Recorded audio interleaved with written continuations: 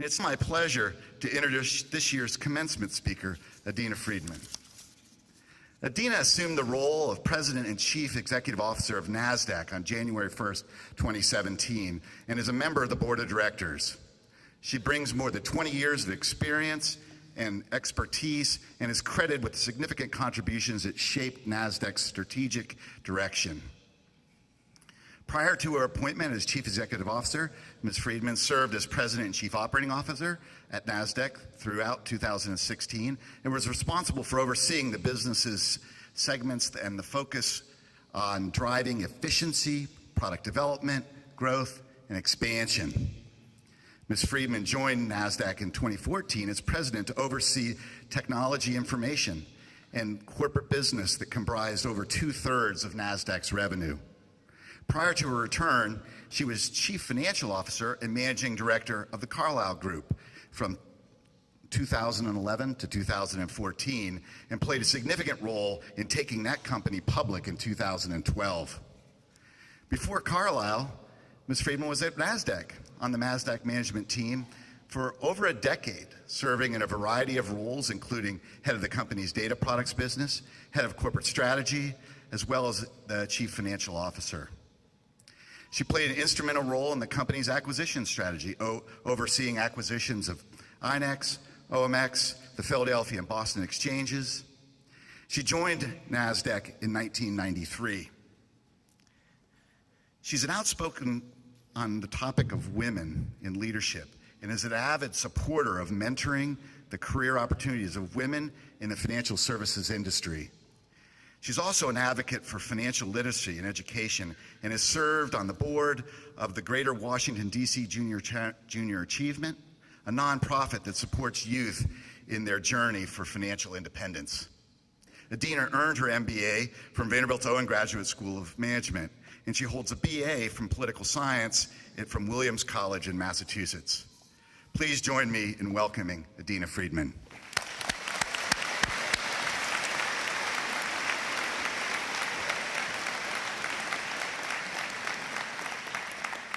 Dean Johnson, faculty, and friends, thank you. It's great to be back here in Nashville. Whenever I come back to Vanderbilt, I feel that I'm coming home. Graduates, you are 329 strong, 223 men, and 106 women. You come from 38 states and 22 other countries. But diverse as your backgrounds may be, from this day forward, you are bound together as fellow Owen alums. I'm honored to share this important moment in your lives. You will remember your time at Owen for the long days and sleepless nights of work and discovery, for the camaraderie of your colleagues, pulling up chairs and tackling complex problems, for building new skills to take out into the world. And I'm not just talking about those social skills that you developed on the Thursday afternoon happy hours, which when I was here were just simply called the Thursday keg, but are now called the closing bell, which as in my current role, I fully applaud the rebranding, so thank you. Let me begin by giving you a little bit of ancient history. Let's walk back into time to the year that I graduated from Owen in 1993. Here in Nashville, there were no such teams as the Tennessee Titans or the Nashville Predators. For hockey entertainment, we enthusiastically supported the Nashville Knights, a scrappy minor league team with a true fighting spirit reminiscent of the movie Slapshot. In music, Meatloaf was burning up the charts with a timeless classic, I'd Do Anything for Love, but I Won't Do That. And our mailboxes, the physical kind by the front door, we're filling up with floppy disks offering free trials of a new computer program called AOL. And we were just beginning to understand a new service called the Internet with the introduction of blazing fast 28.8 baud modems. And for those of you who are in your 20s, that's really, really slow. And finally, the Wall Street was enjoying a record year for initial public offerings, led by many innovators of the industries at that time, including Vermont Teddy Bear, Talbot's, and Boston Chicken. And looking back, that era seems positively quaint, especially compared to the challenges awaiting you on the other side of your graduation today. Challenges that include artificial intelligence and automation throttling us past the limits of the human brain, but with the potential to displace millions of workers. Globalism and populism, waging battles for hearts and minds of every country in every corner of the world, creating geopolitical risk and uncertainty. Universal and instant connectivity that makes it easier for all people to access and participate in the world economy, but also creates digital silos of people who read the same news, listen to the same voices, and refuse to think or reach outside their box. But the funny thing is that the past only seems quaint in the rearview mirror. When I think back to my time here at Owen, things seem just as fast-pacing and fast-changing, exciting and terrifying as they do today. You see, every graduating class believes that they are entering into a world of unique complexity and an unprecedented speed. And you know what? Each and every time, they're right. One of the key lessons I've learned in my career is that change is constant and relentless. When I first started working on Wall Street, most investors received their stock quotes in the paper the next day. But soon after I started at NASDAQ in 1995, quotes went online, online brokerages opened their virtual doors, and the internet completely changed investing and trading forever for millions of people. And as I got my start, I could have gone down two paths in response to these changing times. The first path would be to learn and mimic the behaviors of my older senior colleagues who had done the same thing the same way for decades and had been extremely successful at it, but yet refused to acknowledge that a new day was dawning. The second road would have been to hitch my wagon to the hottest technology or company of the day. So for example, what do you think was the best performing stock in 1993? Microsoft? Apple? Nope. It was a company that manufactured an exciting new gadget that suppressed background noise on landline telephones. So the lesson here is that either of those paths would not have led me very far. You can't stand still, but you can't also careen from one trend to another.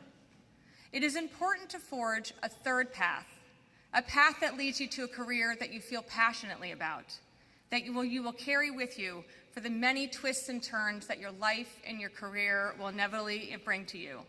And only you know what that path is and whether it is right for you. But fortunately, forging the third path leverages a timeless set of skills, which you have just spent your time at Owen learning and honing. Let me share with you the 5 skills that I have found to be most essential in my career and which I am certain will help you thrive no matter what comes your way. Skill number 1, play well with others. What could be more timeless than a skill that you started learning on the first day of kindergarten? But this is something that you will be certainly familiar to Owen graduates, as it is part of the DNA of how we are taught to approach work here. My first group all-nighter was at Owen, whereas we were working on a project for a local liquor distributor company, and unfortunately, no, they did not provide the refreshments for the night, but that probably would have derailed it anyway, so it's probably a good thing. I remember the challenge of keeping everyone focused, but also having fun as we worked through the night to finalize our presentation. And that experience translated directly into my first all-nighter at NASDAQ, when I was running my first acquisition for the firm, and we spent all night with the other company's team finalizing the deal. I had to keep everyone focused on the end goal, and trust me, that really was a challenge with 20-plus people in the room with varying backgrounds. I did not want stress and exhaustion to derail the final negotiations, so it was important to limit distractions and align everyone on the key priorities, but also to keep the environment lighthearted and friendly, even when the negotiations got tough. But not everyone embraces teamwork in the same way. Those new lawyers graduating next door come to mind, and I can say that because my husband went there. But great teamwork does come from hiring great team members. As you might imagine, I'm responsible for hiring a lot of people at NASDAQ, and I think that a person's resume is really only a small piece of the puzzle that defines a person and whether or not they're a good fit for the company. As a globally recognized brand, we really are fortunate to receive a lot of strong resumes, and many people do look great on paper.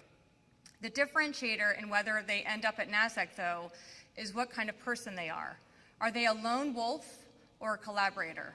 Are they myopic or empathetic? Do they talk about I or we?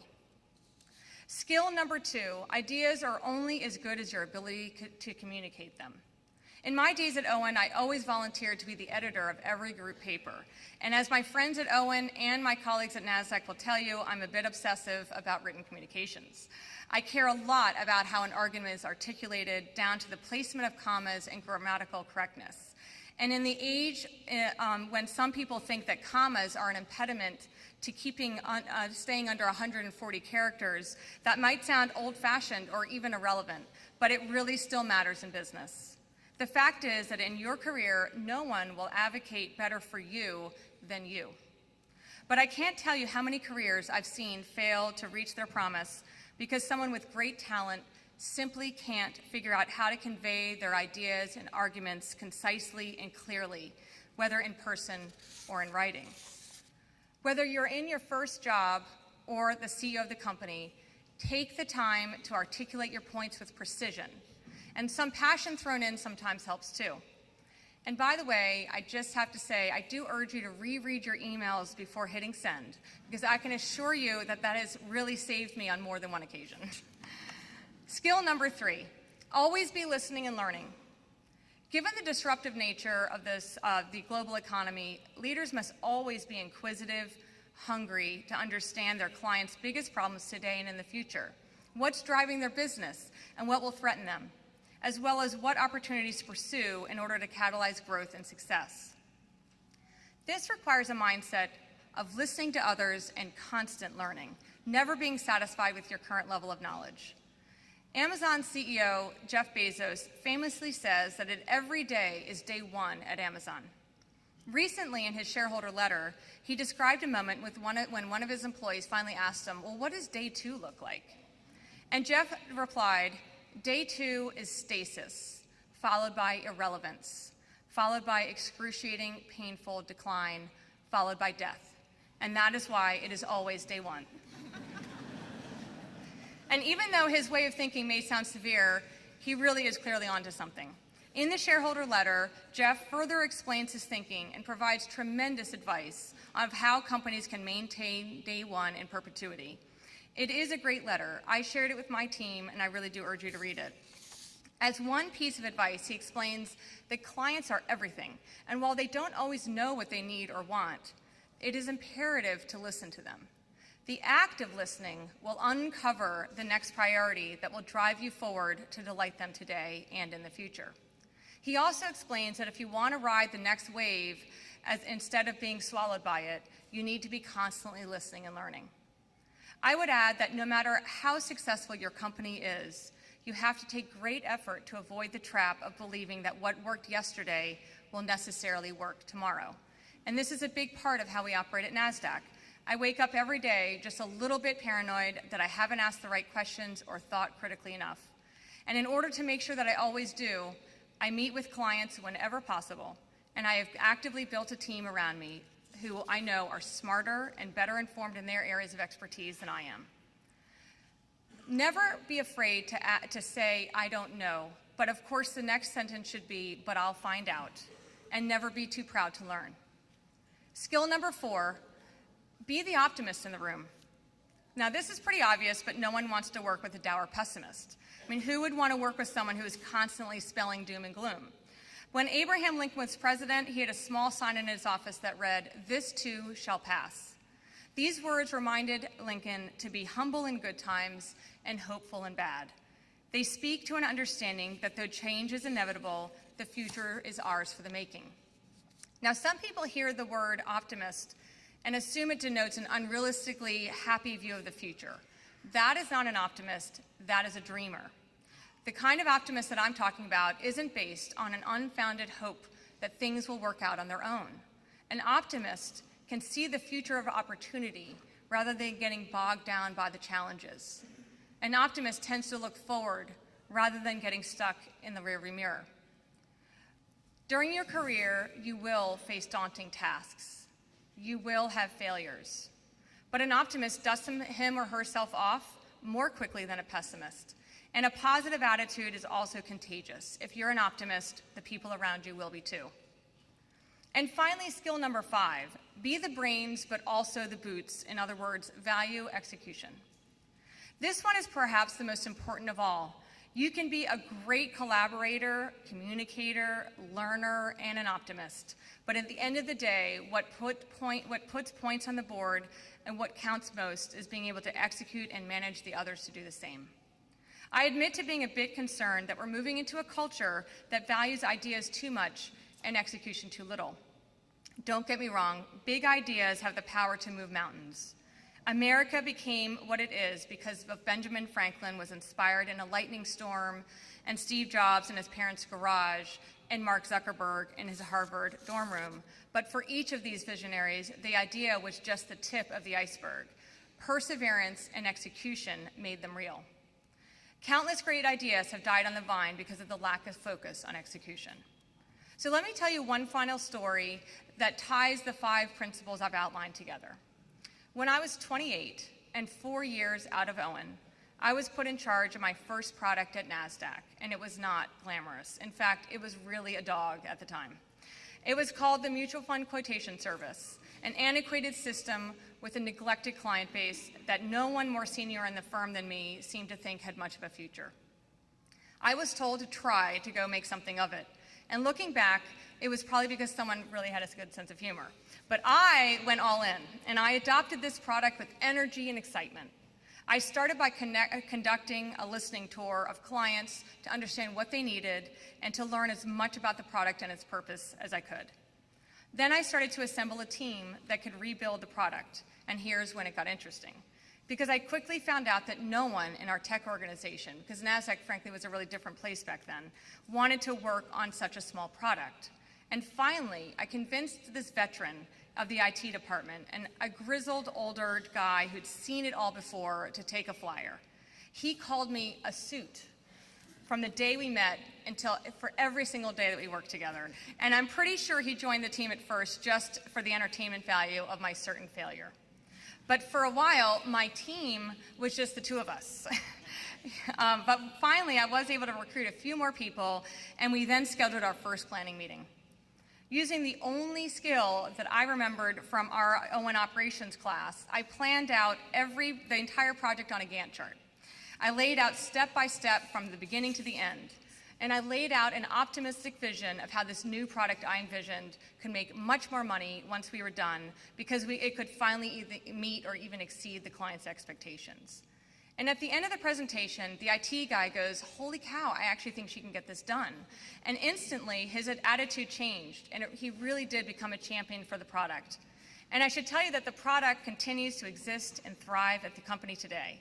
That success got me noticed within the organization and set me on the path to run NASDAQ's Data Products Division. And looking back, it was a lot of work, but it really was a lot of fun too. Now that story had a happy ending, but keep in mind that I had the benefit of hindsight when I was thinking about what story to tell you today. And there were plenty of other stories I could have told you that did not work and nearly as well. There were plenty of times in my career when I made the wrong bet, or when things just didn't go right despite my best efforts. And naturally, your careers will be the same, a collection of ups and downs, triumphs, and occasional disappointments. Maybe you'll go all in on a promising new technology only to find it get disrupted the next year. Maybe you'll be lured to switch jobs by the promise of a bigger salary, only to discover that you don't fit in as well as you thought you would. Or maybe you'll send out an email with a misplaced comma. But no matter what comes your way, it's going to be okay, because the truth of the matter is that life is long. Your career will span decades. You'll have a lot of ups and downs. You'll get to make mistakes and learn from them. My career path started where you are sitting today. That was the beginning, but I'm still far from the end. I continue to focus on NASDAQ's mission and my own career mission, growing and learning and striving every day, every bit as much as I did when I was a brand new Owen student. And today, you're ready for the challenges and opportunities that are before you. You've earned your MBA from one of the best business schools in the country. And with your Owen degree, you now have a set of skills that will guide you through the toughest of decisions. As I look out at all of you, you're facing your own beginning, heading into your career with your own passions and optimism for the future, and I have every confidence that Owen has prepared you well to achieve your mission in the years to come. Best of luck to each of you. Owen class of 2017. Thank you.